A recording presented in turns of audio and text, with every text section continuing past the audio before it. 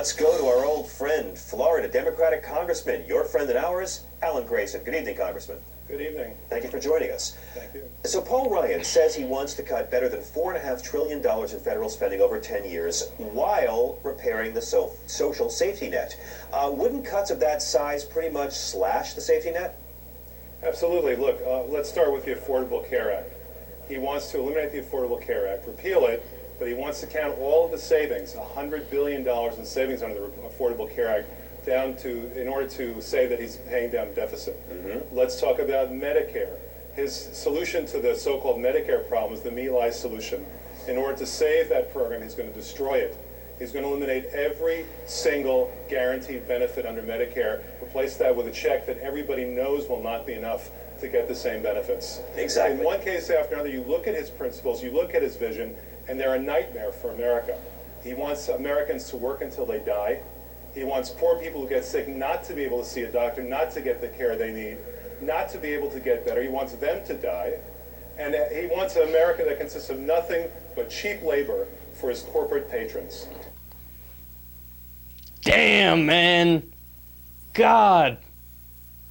Oh, that hurts. It's like every time Alan Grayson comes into the conversation, it's like he takes an anvil and just drops it on his political opponents. How'd that feel? You all right down there? No, it's amazing, man. All right, look, I got to keep it real. You guys know that's what I do here.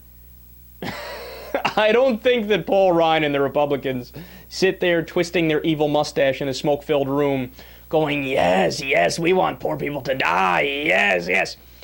No human being is that evil. Even the evilest people you can possibly imagine, Stalin, Hitler, so on and so forth, they rationalized to themselves that they were doing the right thing, even if it was hideous and heinous and horrible and disastrous, right, and immoral.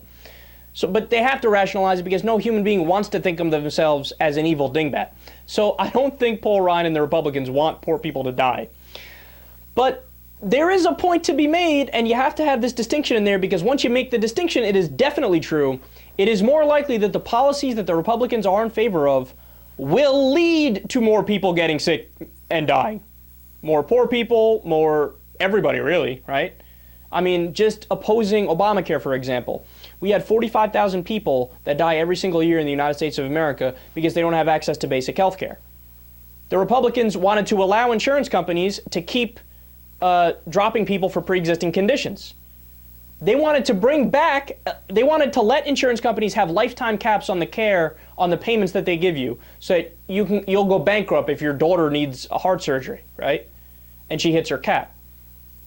Look, the fact of the matter is, even though you might not explicitly want people to die, if you're in favor of the status quo, the system that led to 45,000 people dying, for example, or that led to pre-existing conditions or the lifetime caps, if you're in favor of that kind of system, you are kind of in favor of people dying. Now, again, I want to be clear. I'm not saying they explicitly say, I want people to die, because that's silly. No human being is that evil, right?